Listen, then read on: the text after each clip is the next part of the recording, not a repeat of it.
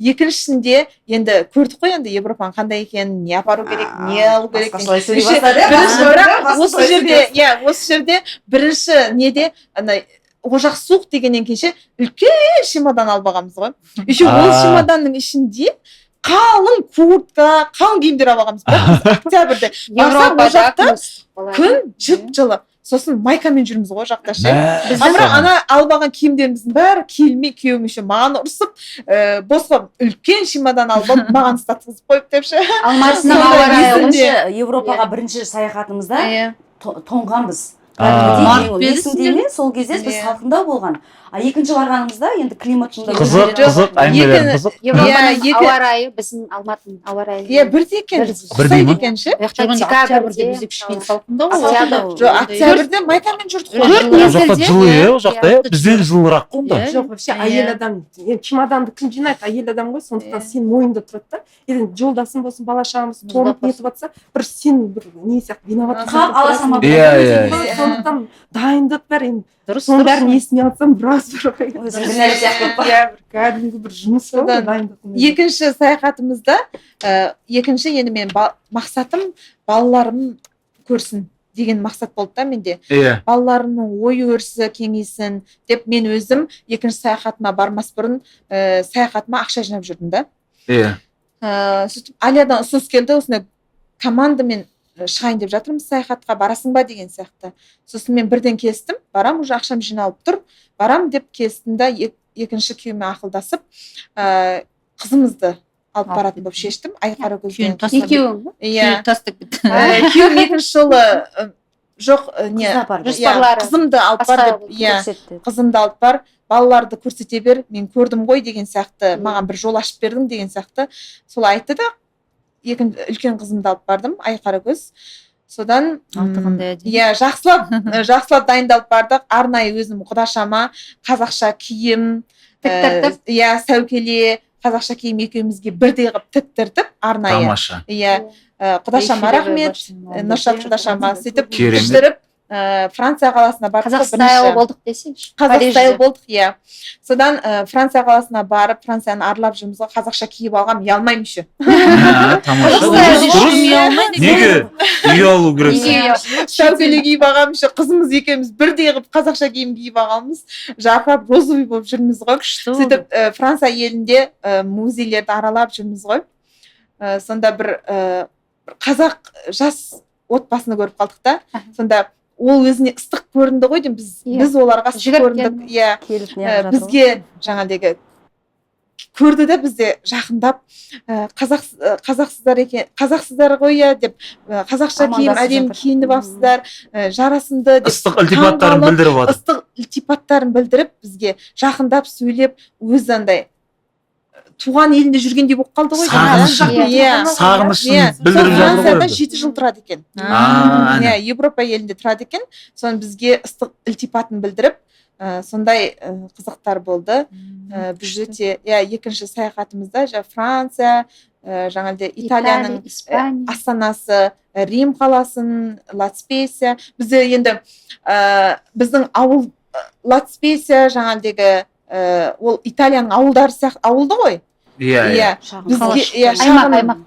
Аймақтары. Бізге жаңағыдай соның өзі керемет болып көрінді ғой. Италияның өзі не деген ол? Италия. Астанасы Римға бардық қой енді. Оны ұшықтасам да, өйтіп Европаның елдерін аралаймын деген ойымда жоқ.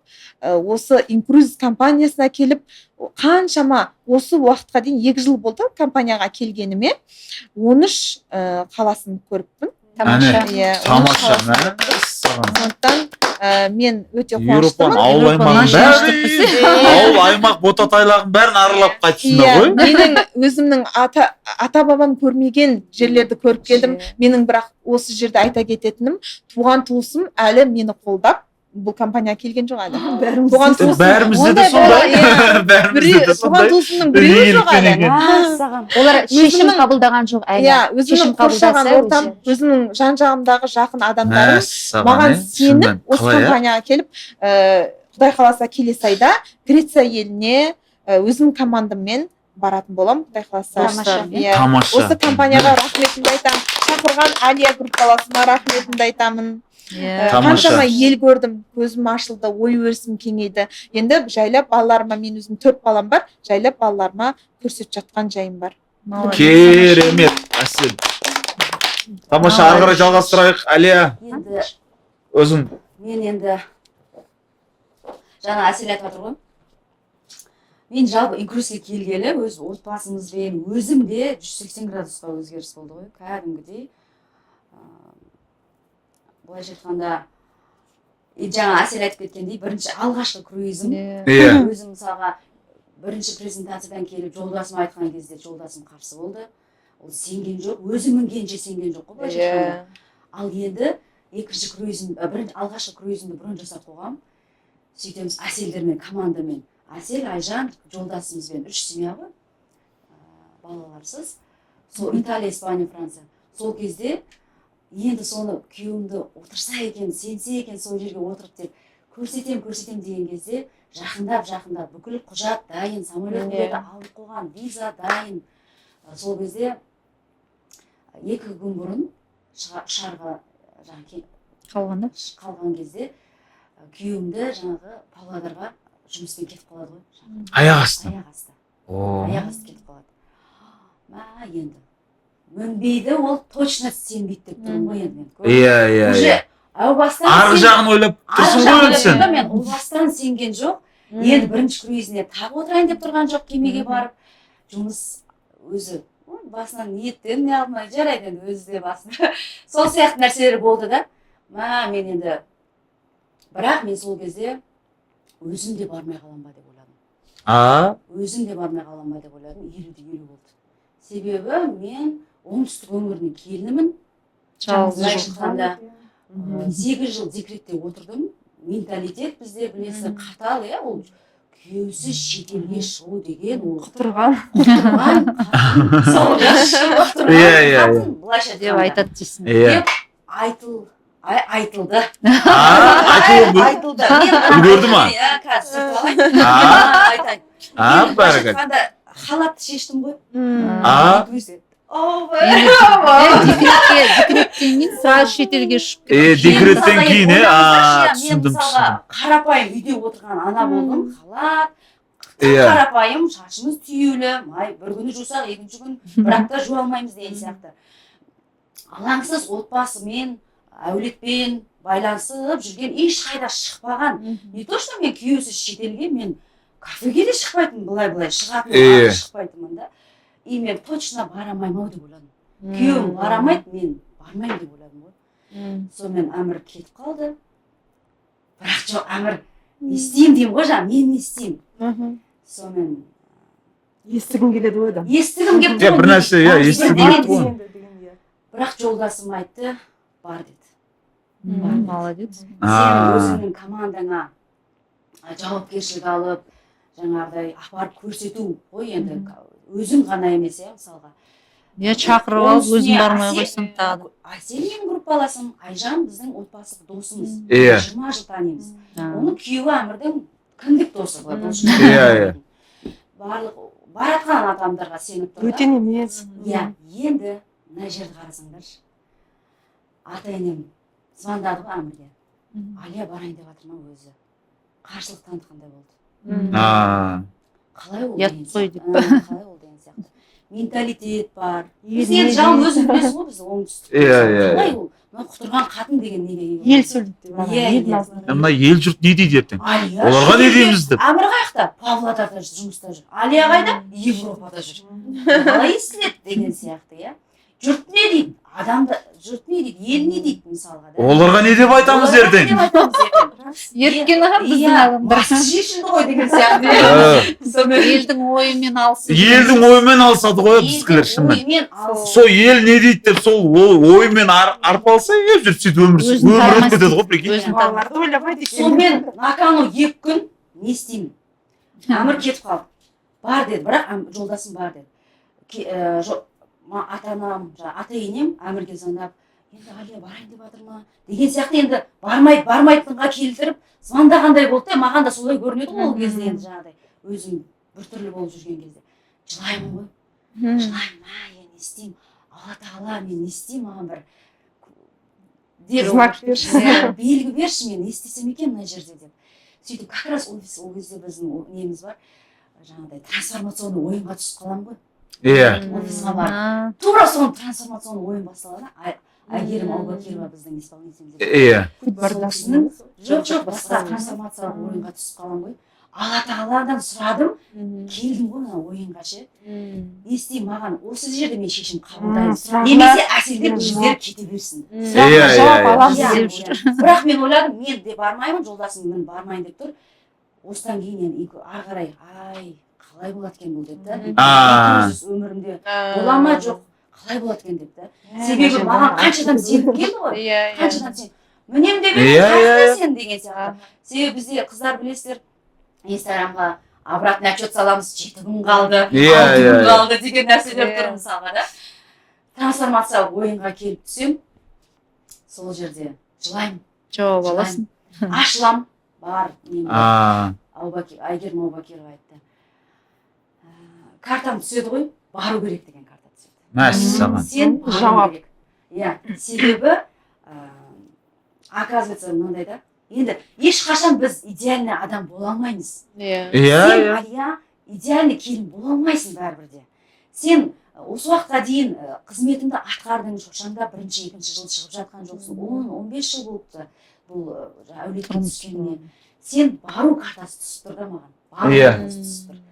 Сонымен ата-енемді не істеймін? Ұят қой. Қалай жаңағыдай, қаларымды шешіп қалай кетемін деген сияқты болды ғой.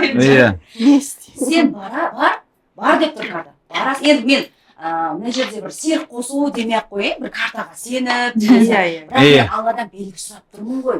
Оказывается, Алла тағала белгімен сөйлеседі, адамдармен сөйлеседі. Бару керек болып тұр, карта түседі, ешқашан жаңағы. Сен одан да шетелге барып келгеннен кейін ата-енеңе әдемі подарка алып кел. Ұмытып кетеді ертең бұны, ұмытып кетеді дейді да жаңағыдай. Бастысы жолдасың разылық беріп тұр, бар деп тұр, бар. Деген сияқты. Опа дедім. Опа, мына жерде болды. Расылы керісінше мақтанады ғой, келініміз Европаға. Әңгімесі өзгереді ғой, бар келгеннен кейін. Сөйтіп, ол кісілер де бармаған ғой просто ол кезде. Сенбей менің қоршаған ортам бәрі сенбей жүргеннен кейін сондай болып қалып тұрды енді. Жаңа айтпақшы қиыншылық келіп тұр. Барамыз, мінекей жолдасыммен. Бірақ сонда да айтып отырмын ғой, барып мініп келдік. Менің мінгеніммен жолдасым мінген жоқ. Ол сезім де басқаша болды. Сен айтасың, ол түсінбейді. Ол түсінбейді. Менің эмоциямды көріп тұр мінгенімізді, бірақ ол өзі мінгеннен кейін сезінді. Өзі мінгеннен кейін достарын шақырды. Әмірше бала сияқты эмоциясы көріп, барып келесің ғой, сонда сұрайды ғой, қалай екен, енді оны сөзбен жеткі айтып та түсіндіре алмайсың ғой. Ана просто даже кенеден суға қарап тұрасың, мә, керемет, бәрі көру керек. Бұл енді негізі әле бұл алғашқы круиздің нәрсесі ғой. Кейіннен бәрі барған шығар енді. Одан кейін барып келдік, жаңағыдай Айгерім Аубакирова әдемі подарка алып кел деді, алып келдім, ұмытып та кетті ғой, соны 1-2 айдан кейін. Шынымен да, оказывается, надо просто жылжу керек екен да алдыға. Решение. Сонымен барып келдік, енді мен жолдасым мінбей қалды ғой. Өзім жарайды барып келдім, командам барып келді, жолдасым мінген жоқ, ата-енем жаңағыдай ойынан шығу керек болып тұр да. Екінші круизімді ата-енемен, өзім 4 баламмен, жолдасым екеуміз алып шықтық. Сол кезде ата-енем барды, жолдасым мінді. Сол кезде уже екінші круизімде разылықтарын алып келдім. Ата-енеме де ұнады, күшті екен ғой, мәссаған. Парс жағанағы Дубай, Абу-Даби. Үлкен кісілерге сол жақ жақсы негізі. Енді енем мұсылман еді. Жақсы адамның ашуы шайрам алып кеткенше дейді енді. Сол ғой. Солай не жеңіп кеттім. Мен сол кезде бірінші круизіме көз жұмып кетіп қалмағанымда тоқтап қалатын ба? Тоқтап қалар ма едім, бәлкім Иә. Қаншама круиз өтті. Жақсылық болмас па еді, иә. Одан кейін Круизге барып. Алланың сынағы. Америкаға да барып қайттыңдар. Сол алғашқы шенгеннен кейін, Европа әселдермен барып келгеннен кейін визаға бердік. Сол кезде Америкаға 10 жылға виза алдық. Сосын айтпақшы, не ғой, бір оқиға болды ғой, неге Еуропаға шыққанда ма қандай оқиға болды? Үшінші круизіміз. Бірге шыққан. Иә, ол енді үшінші круизіміз. Паспорт жоғалттық. Мәссаған, команда бол 25 адам. Біздің енді кемеміз Барселонада күтіп тұр. Біз бірінші Парижді көргіміз келді. Командамызбен кетіп бара жатырмыз. Кураторымыз бар, Саня апай, Әселек қызымен. Енді қаншадан болып жүрміз, Әсел? Парижге бірінші бардық отельде. Ол кезде отельде көрдік, сол жерде Парижді көрдік. Бәрі керемет. 2 күн отель Парижде жаттық. Бірақ білмейміз да, 3-ші күні не болады. Не күтіп тұрғанын білмейміз. Сонымен Ол да сынақ болды. Иә, Парижден Барселонаға ұшып бардық. Аэропорттан түсеміз, 1 сағат 5 минуттық әуе жолы уақыт алады екен. Ұшып бардық, гид күтіп тұр бізді. Бізге айтты, сіздердің уақыттарыңыз аз. Давайте бірінші кемеге бармай, бірінші қаланы аралайық. Сосын еркін сіздерді жаңағы 3-4-терде кемелеріңізге регистрация 5-ке дейін екен, жаңағы кемеге отыру уақытысы. 5-ке дейін алып келіп тастаймын. Сол кезде үлгереміз барлығына. Уақыт алмай қойын. Иә, уақыт кетпей ақ қойсын деп. Жарайды дедік. Сол жерде әуежайдан түсіп, гид келді, отырып алдық. Ең бірінші локацияға барамыз, музейге. Иә. Сол жерге гидтің Саграда Фамилия? Көлікке менің кішкентай нем қалып қойған барсетка. Жаңағы кішкентай кошелегім, сумкам, ішінде жолдасымыз екеуміздің паспортымыз бар. Мәссаған. Үнемі қасымызда жүрген, кеудемізде үнемі тастамайтын сумка ғой, сол мысалға да. Мен ұқты едім да, ондай нәрсе, жолдасым да ұқты. Енді болайын деп тұрған нәрсе. Болайын деп тұрған нәрсе болайын ғой. десек, оған дейін жаңағыдай алғашқы шығуымыз емес. Сөйтіп қалып қояды. Қайтадан бір 20 минут, 30 минут аралап, сол музейді келсек. 10 минут қой? Енді суретке түстік, 20 минут па, енді өзіңіз есептеп қалған біреудес. Сөйтіп келеміз. 10 минутта не үлгересің, бөспей отыр. Сесе жүгіріп түсірген шығарсың. Гидтің терезесі осындай тесіп қойып. Мәссаған. Сөйтіп ұрылар Құлақпен ұрған. Есікті ашқан, көрінген 5-6 рюкзакты алған. Менің барсеткамды алған Әселдің сәукелесі бар. Бұл Барселонада болды. Барселонада болды. Сәукелені алған ба? Ұрлан? Оған дейін Парижде әулие боп деп Парижді көріп келесің. Сәукелесі кетті ұрыларды? Стайл кетті. Қазір киіп жүрген шығар соны. Сөздің бөлігі кетейін. Осы жаңа қызықты айтшы деген кезде айтайын деп отырғам ғой. Жаңағыдай Францияда әдем бұл қазақша киім киіп жүрдік деген кезде. Содан әбден Францияда сон киіммен түсіп алдық енді, қазақша киіммен жүріп, әбден сәукелесіндегі былай да былай видео әбден түсіріп алдық та. Енді Барселонаға келген кезде ана сумкамды сәукелемізді ұрап кетеді ғой енді. Соны қат ішім ашиды ғой ше. Мен қаншама елде сол қазақша киім жүрем деп жүрем деген ой болған ғой менде. Иә. Сөйтсем қазақша сәукелемізді бір пакетке салып қоямыз ғой. Сол Алияның заттарын ұрлаған кезде оны да бір құнды зат деп ойлап қалған ғой деймін. Оны да пакетке көтеріп алып кеткен ғой. Анау жанып тұрған ғой енді. Иә. Қолына түскен, оларға енді жылдамдық қой ол жерде. Сәукелеміз де кетті ғой. Қолына түскен 5-6 рюкзакты мен барсеткімді алып кеткен. Сонда гид мәссаған қалай болады? Сразу не шақырдық? Енді сол кезде жарайды дедік, шок болып тұрмыз ғой. Секундтар. Амар паспорт деймін ғой. Сол сумкада паспорт кеткені сол кезде есіме түседі ғой. Бақтарыңыз, паспорттарыңыз өздеріңізде ма? Иә дейді. Кетеді. Мәссаған. Сонымен не істейміз? Полиция шақырады.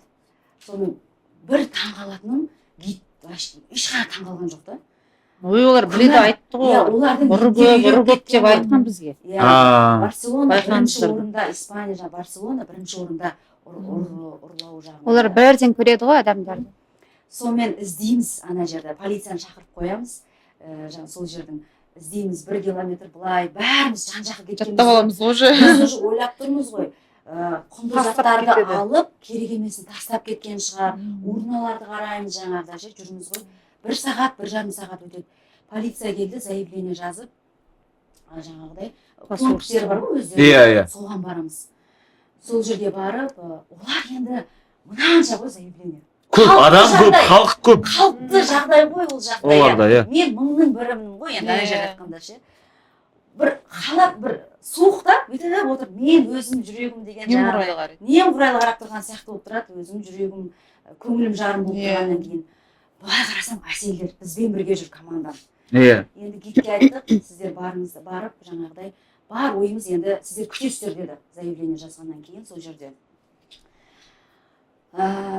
Сонда да кемеге отыратын шығармын деп тұрмын ғой, білмей тұрмын ғой, серьезно әлі шок болып қабылдап тұрмын ғой, кемеге отырамайтынымды, әлі не осознаю, түсінік жоқ әлі. Шоковое состояние болып тұрды. Не де болса әселдерді апарып тастайық. Уақыт болса 3 туадыр. Олар қап қоймау керек қой біз отырмасақ та. Бардық, гид машинасымен барып, жаңағы алғашқы терминал, документ қабылдайтын жерге барып, әселдер отырады, түсіндіріп айтып жатырмыз, мен жылап тұрмын, жаңағыдай жоғалтып алдық деген сияқты. Ата енең бар қасында. Түкісе алмаймын деп айтады. Түкісе алмаймын деп айтады. Бұл Европада бізде де болған бір қыз ситуация. Мен не істеймін дейді. Мінгізе алмаймыз. Өте қатал. Сөйтіп әселдер команда мініп кетеді, жылап қоштасамыз спортта. Жолдасымыз екеуміз қалып қоямыз. Барселонада былайша айтқанда бомж болдық қой. 2 күн бомж болдық. Документіміз жоқ. Жұма күні. Не істейміз? Содан не керек? Звондай бастаймыз жан-жаққа. Енді қарнымыз ашып кеткен, таңертеңнен тамақтанбағанбыз, отельде қалдық. Себебі посольствоға барайын десек, сенбі жексенбі алда, дүйсенбі демалыс күтер. 2 күн жату керек. Арзан отельдерді қарап сол жерде жатамыз. Енді не істейміз? 2 күн өтеді. Команда барып жаңағы орталасады, лайнерге екінші күні бізде ұмытып кеттім. Кеме өзінің бағытымен жүріп кетті. Біз қалып қойдық. Дүйсенбі болды. Дүйсенбі паспортымызды посольствоға барамыз таңертең 9-ға жазды. Барсақ, олар да тура солай қарайды. Қалыпты жағдай, мынанша заявление, жаңағы суретімізді бәрімізді өткіздік. Қайтыңыздар үйлеріңізге, ақ паспорт береді. Үйіңізге бұл самолетқа ғана, ұшаққа ғана, үйге қайтуға ғана, кемеге бармаңыздар. Қанша адам жылап қайтқан бізді тыңдамай, кемеге барып, жаңағыдай деген сияқты. Сөйтіп біз сосын жолдасым шықтық, отырмыз ғой енді чемодандарымыз. Не істейміз ал? Не істейміз? 2 ой ғой. Либо біз қайтамыз үйге. Нартәуекелге салдық десеңші. Либо кеменің артынан қуамыз. Қуып жетіп, мінеміз қалайда. Бірақ ол жақта да 50-50. Отырғыза ма бізді? Отырғызбай ма? Риск болып тұр ғой, былайша айтқанда 50-50. Сонымен жолдасым самолет, әуежай, ұшақ билеттерін қарап отыр. Мен бүйтіп қарап отырмын приложение. Әмір, сонда да давай барып көрейікші. Бару керек. Менде жауапкершілік команда болып тұр да, ол енді жолдасымда енді инкрузусте менің бизнесім, жұмысым болғаннан кейін, команда болғаннан кейін жүрегім ана жақта қалып қойды де, сол жаққа барғым келіп тұр ғой. Жолдасым мен бір қыдырып жүрмін дегендей келіп тұр екен, сонда да енді жаңағыдай. Мен командамды қимай тұрмын, ыстық өздері. Содан не керек? Сөйтіп маршрут бағытқа қараймыз. Кеме ертең таңертең қай жерге барады. Сол жерге біз баруымыз керек. Автобус қараймыз, билет қараймыз Амырда. Мен енді осы орайда тәуекел бел будық. Күйеуіме, жолдасыма қатты рахметімді айтамын. Себебі Алия үміт жоқ, отыруға айтып тұр ғой саған деді ғой. Мен елеп ескеріп қалауымды көңілін қалдырмай сен қасында. Интуиция деген болады ғой адамда. Интуиция орын алған. Ана жерде жолдасы қой болды, көп сөйлемей қайттық. Несе қайтамыз ғой. Мен соған жолдасыма қатты рахмет айтып, сол кезде сезілді де қолдағаны. Содан круиздік қолдау үшін.